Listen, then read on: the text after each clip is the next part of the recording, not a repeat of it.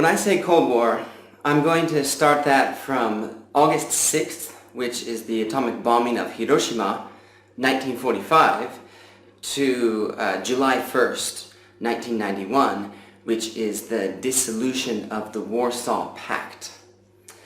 Alright, I'll explain all of these issues in a bit as we go on, but this is American geopolitics through time. Remember, we're focusing on the geopolitical decisions. Why does America do some of the things it does? In particular, in the period of the Cold War, which is largely defined as antagonism between the US-controlled sphere of the world and the USSR, or Soviet-controlled sphere of the world. Let's get into it, right? I started to talk about the Yalta Conference and Potsdam Conference in the last video, I think. But let's recap a little bit.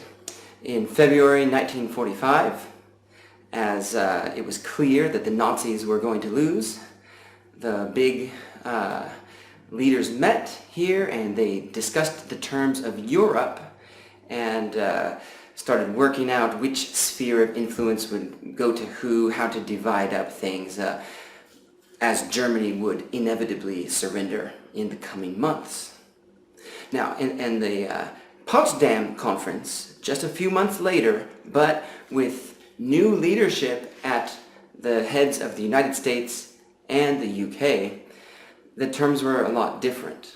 They met again now to discuss more about Asia and the division, more specifics about the division of specific countries. Now, in this conference, unlike in the previous Yalta, the US knew that their atomic bomb was successful. Roosevelt, in February, didn't have as much confidence or negotiating power and played his hand a little bit softer. But Truman knew he had the bomb and he knew his team was gonna could win. It could win. And he didn't tell the Soviet Union directly. If you're an ally in this case, you might expect to share information and so on. But because they did share with the UK, but they didn't share this with the Soviet Union. Already before the end of the war, officially, you can see the US attempting to play a stronger hand and get the upper hand on the Soviet Union. Truman just vaguely hinted at possessing a new weapon of unusual destructive force. That's the atomic bomb, which was dropped in the next month, completely ending the war and preventing Russia's full invasion of Japan, which, well, maybe was possible. Okay, this is the setup of the Cold War. This is the terms at the end of World War II. Now let's look at some major diplomatic institutions which began just after the war and have continued to this day in one way or another, or their legacy continues. Alright, the major one which we still hear about in the newspaper weekly is the United Nations Security Council, which was created by and for the 5 major victors of the World War. And so the permanent seat holders, even to this day, are the USA, Russia, United Kingdom, France, and the People's Republic of China. These 5 are the only official nuclear-armed countries to this day, actually. So already you can see the United States Security Council is made for and made up of the most powerful nations in terms of violent capacity, those nations which officially and are legally allowed to have nuclear weapons, and that's still true today. By the 60s, all 5 of these countries had attained successful nuclear weapon capacity, and then they sort of said, stop, no one else is allowed to do that. Although since then, we know Pakistan, India, at one point South Africa, Israel, and now North Korea, I think that's it, have the nuclear weapon capability. Those are the known ones. All right, well, interesting thing. The the United Nations Security Council, although it contains up to 15 members today, the really important ones are these 5 because they can have veto power if the resolution says something they don't like. You can see this in the graph here, in the chart, that the Soviet Union exercised the most vetoes again and again, more than 100 times in the first 20 years of existence. And that's because the other 4 countries were very antagonistic towards the Soviet Union, and they could wield the majority of the power in the United States Security Council, leaving the Soviet Union somewhat isolated, but with that key veto vote. Not that this is a perfect system, but maybe it worked. Imagine the Soviet Union did not have that veto, and that these 4 countries could feel even more free to do whatever they wanted with the official sanction of this world governing body. Maybe the veto thing is good in some ways. It's a long discussion. But you can see post-66, it was the US's turn to dominate the vetoes, and the US continues today to be the country which vetoes the most.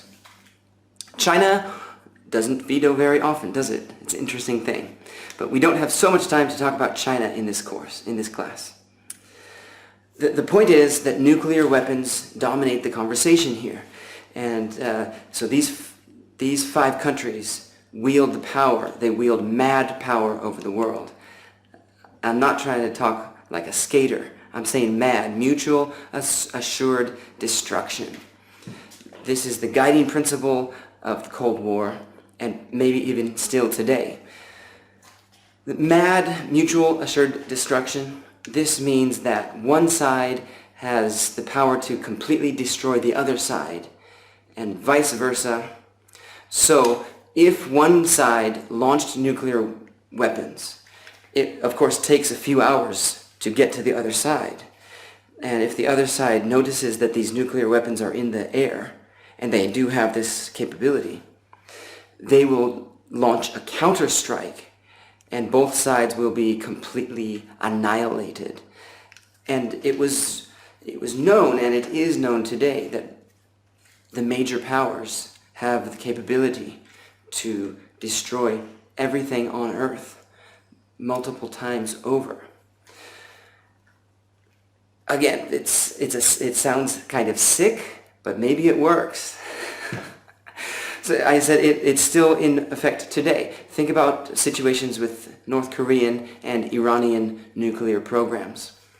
North Korea acquired a successful nuclear weapon in the late 2000s. Was it 2009 maybe?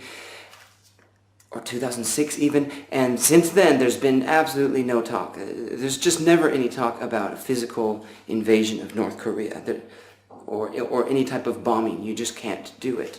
They have a shield over themselves now because of mutual assured destruction. It's a very uneasy peace. In fact, officially, North Korea and South Korea are still at war. Okay, I'm coming to that though.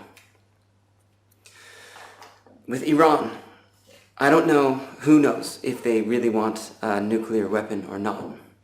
But you wouldn't blame them for wanting it because it seems to be protective. Alright, in this period, the US military always kept a fleet of B-52 nuclear-equipped bombers flying over the globe. And today they do this with Trident missiles packed in their Ohio-class submarines, which are always at undisclosed locations in the oceans of the world. The UK does this as well, and so does France. Another major diplomatic institution at this time was the Marshall Plan. The Marshall Plan was the giving or loaning, rather, it's a loan of money from the US to Europe, and that really gave US more influence over European affairs, in particular, as you see in this graph, Western Europe, those which were not in the Soviet bloc. It was very important to them to counter any kind of Soviet influence, economic or ideological. Receiving this aid required a commitment to the US-led US preferred capitalist structures. You can see Greece on here. Greece, for the size of the country, has quite a lot of funding from the Marshall Plan. Well, Greece was also under a serious threat of becoming communist in 1946. So the Marshall Plan was one effort to counter any kind of communist influence. Of course, another effort, which we'll talk about, is military, which we also did in Greece. But the US by no means, like I've said in previous videos, relies just on military force. That probably wouldn't be effective. In addition, the Marshall Plan allowed these Western European powers to exercise more control over uprisings in their colonies, which still at this time existed all over the globe, especially in Asia and Africa. So France, for example, beaten in the war, but officially on the side of the winning, went to war in 1946 against Vietnam. It was that important to this defeated country to keep their possession of Indochina, for the colony to supply resources back to the motherland, back to France. Incredible. And so the Marshall Plan could help this. So you see that one theme which is not coming up here is democracy. The US was true, it was anti-communist, but that doesn't mean pro-democracy. The US didn't care about democracy at this time or at any other time. It cared about geopolitical convenience. All right, the last thing to say about this diplomacy in this era was it was defined as antagonistic from the very early stage, and the Western powers were often the first to be antagonists. As we've already seen, they were the first to develop a nuclear weapon and then withhold that information from their allies. And as we see in this map, they were the first to make a bloc to counter Soviet influence, with NATO, the North Atlantic Treaty Organization, countries shown in blue, created in 1949. This is before the Warsaw Pact countries in red, which were created in 1955 in response to NATO. And today, if you follow the information, the news in Ukraine, NATO is still a very big influence in world affairs, where the Warsaw Pact, as I said earlier, was dissolved in 1991, which I would say is really the end of the Cold War. Well, this divide between the blue and red sections on the map was defined before NATO in 1946 by Winston Churchill, with the very evocative image of the Iron Curtain. Churchill said that an Iron Curtain has descended across the continent, and he talks about Soviet-dominated sphere, and he's very paranoid about any communist influence. Okay, so these are the diplomatic sides. There's a very key military side to this as well, because although it's called the Cold War, many Asians would not call this a Cold War. It was very hot and bloody and devastating in many parts of Asia and also Africa, but we're focusing on Asia here. So what are some of the reasons for fighting hot and bloody wars in Asia? One is the Domino Theory. This is a big one in the US at this time that says if one country falls to communism, it's very likely to influence the countries around it. So one stands up here, another stands up here. Let me get this right. And if one falls, the other one falls too. A sort of a spread of ideological influence. Of course, this is one reason why the US hated Cuba so much, because Cuba, right on the doorstep of Florida, right next to the United States, if that was communist, maybe other areas near Cuba would fall. There's no good evidence that the domino theory was real. It's hard to say. It's hard to say. I mean, there's elements of the domino theory which must be real. Che Guevara, successful revolutionary of Cuba, was influenced by events in Guatemala in 1954. This Guatemalan revolution inspired Che Guevara to think it's possible to do this, and he went to Cuba and he did do it. So that's certainly anecdotal evidence that the domino theory has some merit.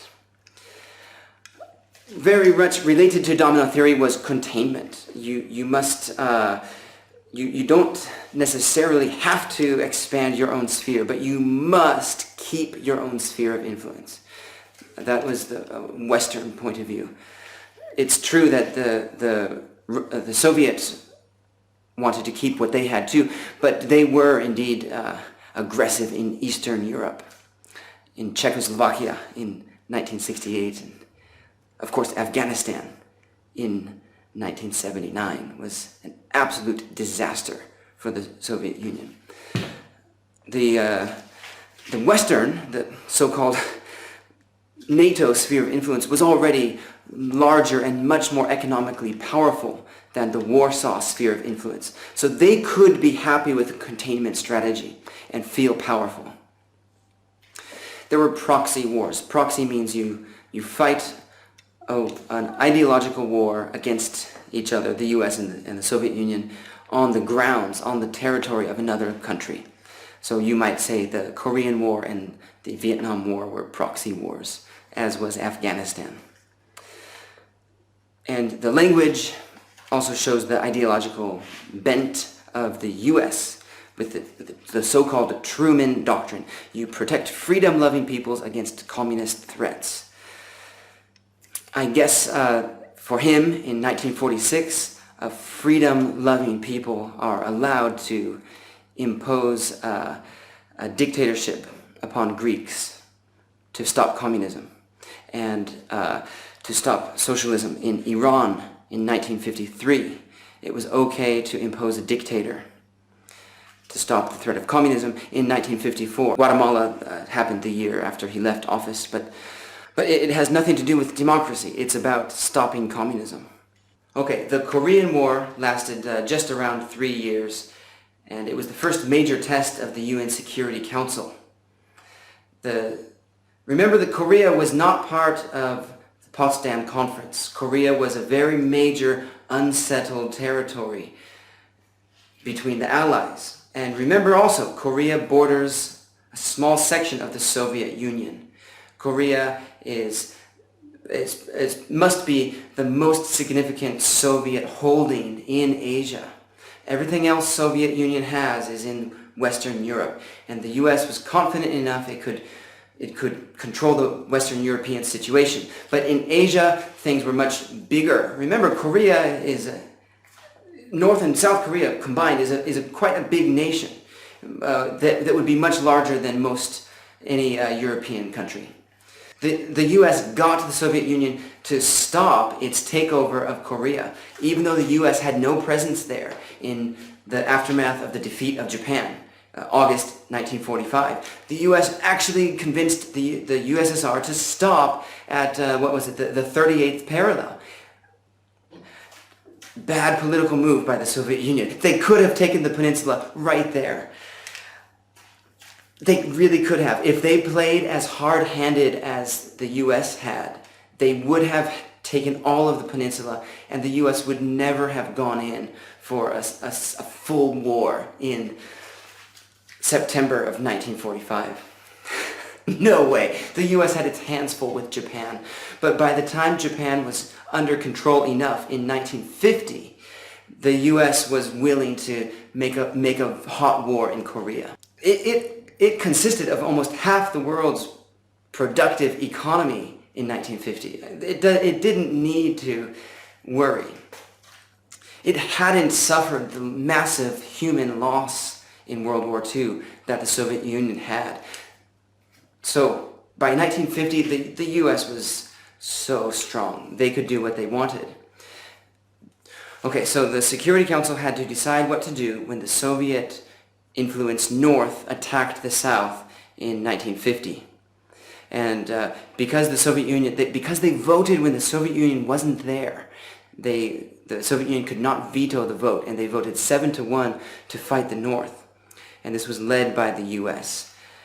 And as you probably know, it was 3 years of a vicious war, and where almost no territory exchanged hands. This is a hot war. This sounds like World War I. For Koreans, there's nothing cold about this. And for Vietnam, so much longer. And now, the war in Vietnam, the dates I have here are really I would say, the war between Vietnam and the United States. What they did in Vietnam at first was more covert, which is a hint of what the U.S. preferred in this period. They helped install a friendly anti-communist leader in the South in 1955. He was undemocratic, he was unpopular, and he was assassinated 8 years later. Democracy didn't matter. It's a battling communism that mattered. That's it. And again, for me, it has to be repeated. France attacked Vietnam in 1946. France, who was defeated in the first years of World War II. The U.S., like with the Indians, would prefer to do things peacefully. If they have the upper hand. They would prefer to do it diplomatically if they have the upper hand in the Security Council. If they don't, they would prefer to do it in a sneaky way, covertly. They would attack Indians at night, or they would kill Indians, civilians, burn their crops. This is much more efficient than going to war directly. So the U.S. attempted to overthrow or disrupt countries on all major continents, except Australia. In this period, I mean, it's so much better than doing an overt war. So in this sense, it was cold. But again, if you talk to people in Chile or Argentina in the early 1970s, they will not call this a cold war. It's very, very hot and disruptive times.